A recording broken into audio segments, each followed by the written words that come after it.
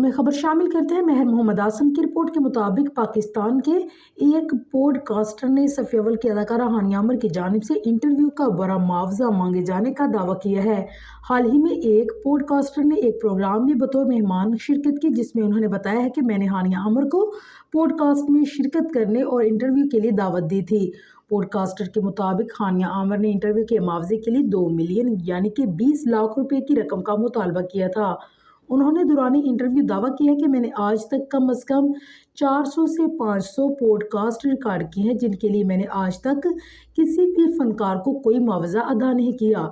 Podcaster ने मजीद कहा है कि मैंने हानिया के मुतालबे पर सोचा कि जब मैंने आज तक किसी फनकार को मुआवजा नहीं दिया तो हानिया को क्यों दूं। हमारी इंडस्ट्री में सब फनकार बराबर है और वो भी हमारे स्टार हैं, कोई छोटा बड़ा नहीं।